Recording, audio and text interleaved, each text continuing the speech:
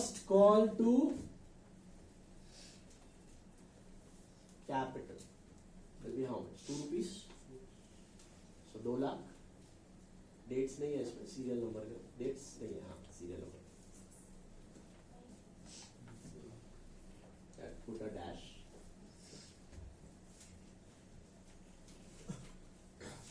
Okay,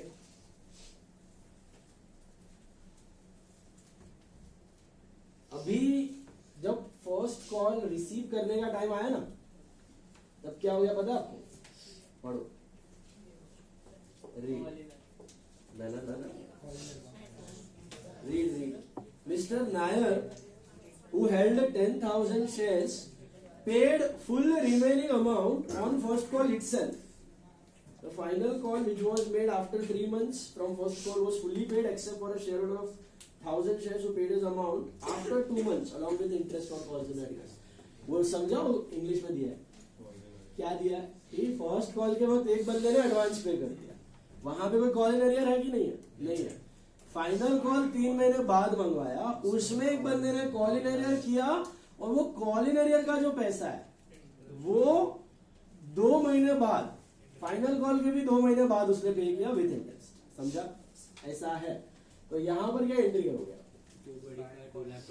bank to equity share first call to calls in advance. कितना इधर advance में आ गया है सोचो जरा, 2 लाख तो भरना ही था। कितना शेयर था नायर जी के पास? 10,000 इंटू क्या एक्स्ट्रा भरा है पता है? 2.5 एक्स्ट्रा भरा है, 25,000, और इधर आएगा 2,25,000। तो ये समझ में आया? पहले नायर जी का कॉल इन एडवांस हो रहा है फर्स्ट कॉल के वक्त, ठीक है ना?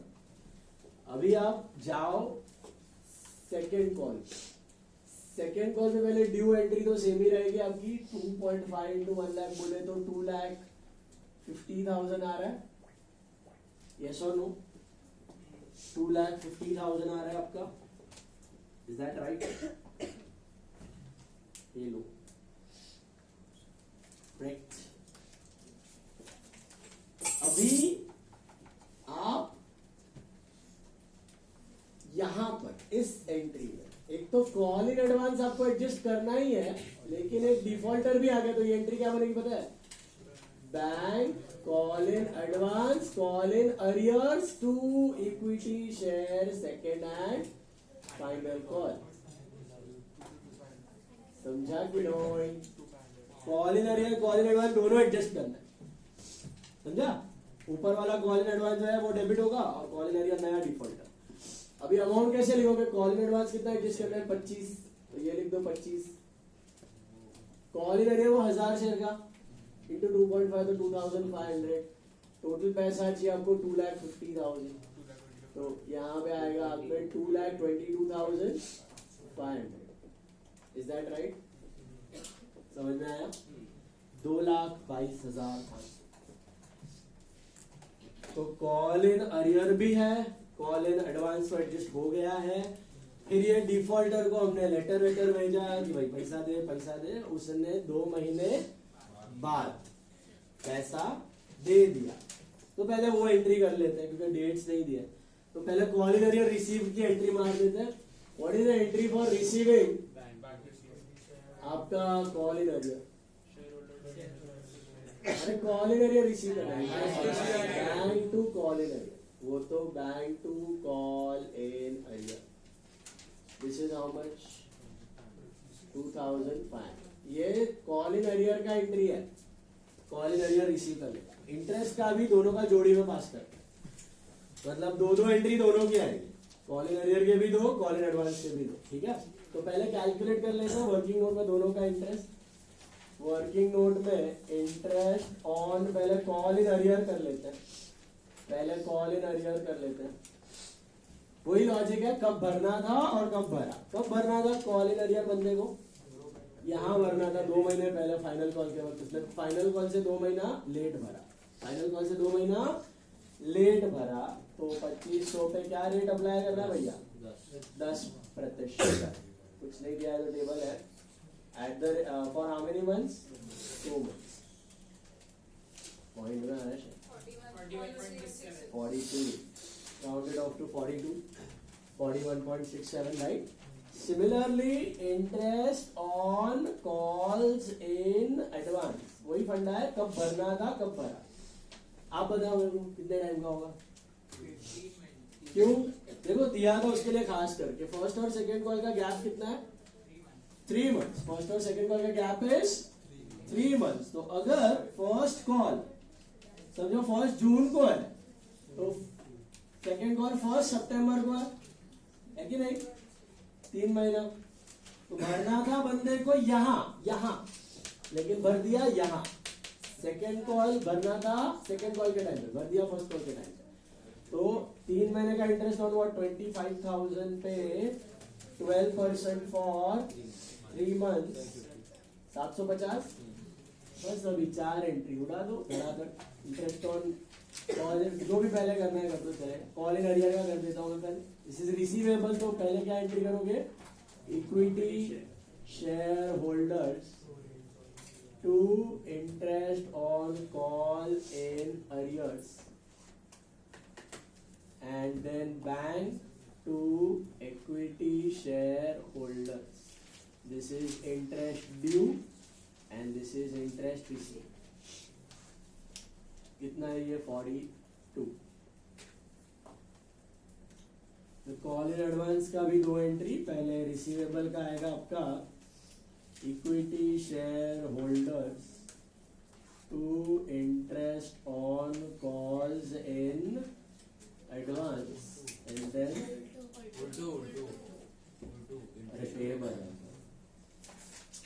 payable interest on calls in advance. ये जो मैंने मिस्टेक किया ना, ये टेस्ट में काफी स्टूडेंट्स कर देते हैं. Interest on calls in advance to equity share holder, that's your hint. Test में ऐसा सम आएगा. And then equity share holders to bank. Okay, पहले पेएबल फिर pay. This is interest payable और this is interest paid 750. Is this clear? Got it?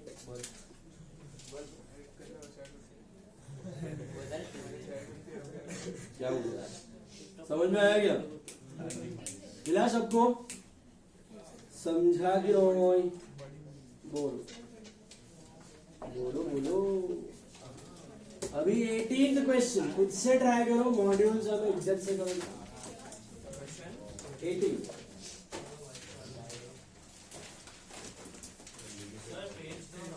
Dates दिए हुए तो जरा ध्यान रखना, डेट्स के हिसाब से करना. और किसको दिया मेरे पेज जरा एक पास कर दो. किसको दिया था पेज? 4-5 दिए थे ना, 1-2 पास कर दो. किसको दिया? यश 2 पेज पास कर.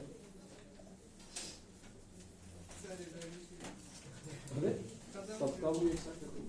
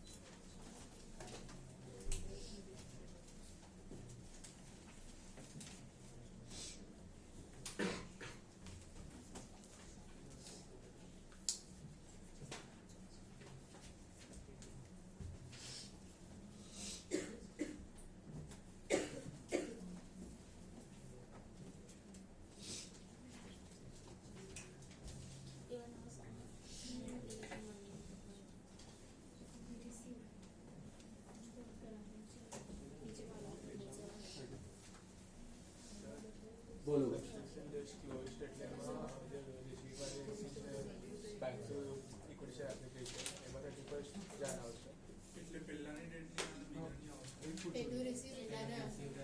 देखो लास्ट लाइन पे दिया है assuming that all the amount you were received in 1 month after the date they were called.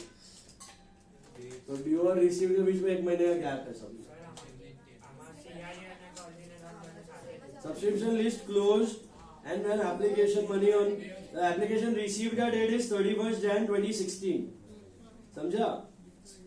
और वही डेट आप अलॉटमेंट ड्यू का ले सकते हो. तो अलॉटमेंट ड्यू का भी डेट होगा 31st Jan 2016. फिर अलॉटमेंट रिसीव्ड वाज ऑन अरे sorry allotment was made on 1st March दिया है. तो एक मिनट पहला डेट एप्लीकेशन रिसीव्ड का है ना 31st Jan. फिर आपका ट्रांसफर डेट वो डैश रख देना.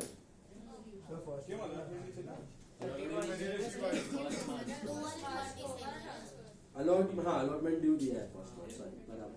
तो आपका जो ट्रांसफर डेट है वो 1st March रहेगा और फिर अलॉटमेंट ड्यू का भी डेट 1st March रहेगा.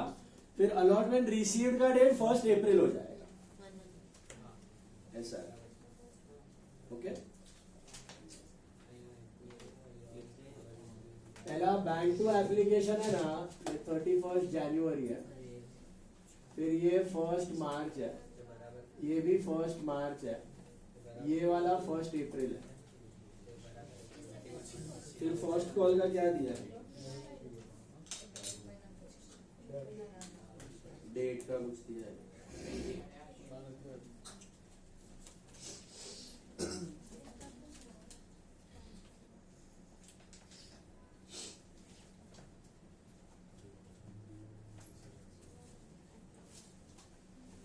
Three months. First call was 3 months after allotment. तो वन यहां से लेने का ड्यू डेट का 3 months will be from 1st March not 1st April. मतलब 1/6 फिर उसका पैसा आया आपको 1/7 को. हाँ लेकिन ड्यू डेट से लेना 3 महीने. Don't take it from received. Received का तो कुछ भी पीरियड आप ग्राइंड कर सकते हो. जो बेसिक आपका टाइम गैप होता है ना that is due to due. 1/4 से लेके 1/3 से लेके 1/6 और फिर ये 1/7 को पैसे आ गए. फिर सेकेंड कॉल का कुछ दिया ही नहीं. दिया सेकेंड कॉल का ड्यू डेट आप लिख सकते हो 1/7 बट रिसीव्ड का पता नहीं है तो डैश. हाँ रिसीव्ड का 1/8 बराबर. रिसीव्ड का 1/8 ये भी पता है. सब पता है. सब डेट्स पता है.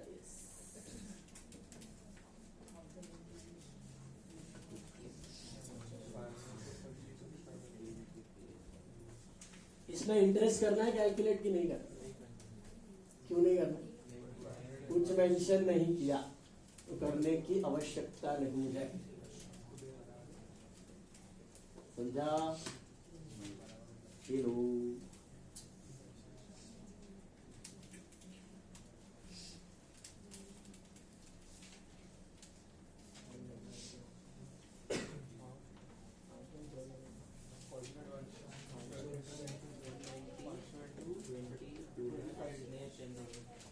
तो 20 लाख शेयर्स नहीं है 20 लाख रुपीज है.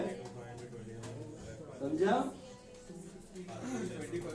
हेलो 20,000 शेयर्स है वो.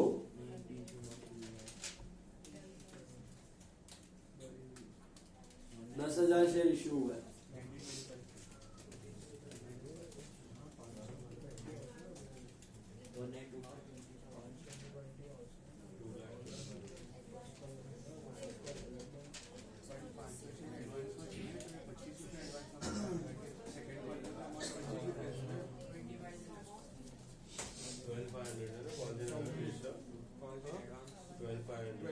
advance and 20,000 90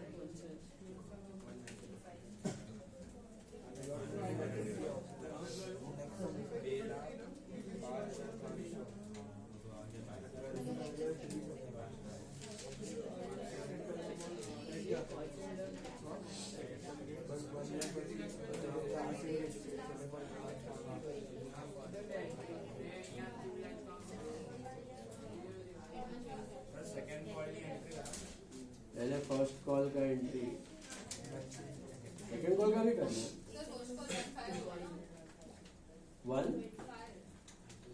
3 months after the date of 1/3 का 1/6 होगा दिया है। देखो फर्स्ट पैरा में थर्ड है। तो CIA to 1 month from first call के second call? Second ना? क्या बोली इसमें लिखा है within 1 month of date they were called, पर कौन सा call? सब दोनों का अलग-अलग थोड़ी है उसमें। 1 month के बाद कॉल किया मतलब फर्स्ट कॉल का ड्यू एंट्री का 1 महीने बाद रिसीव किया। इधर you CIA was received 1 month after.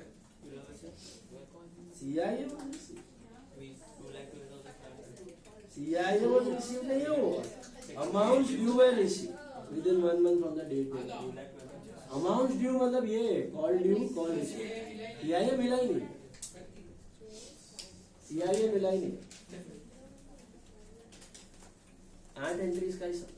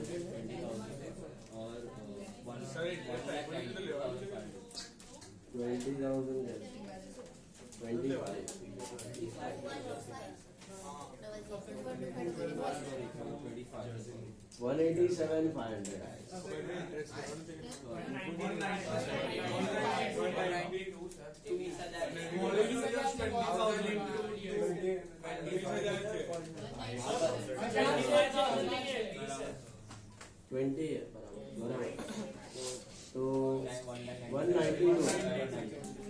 192 बराबर।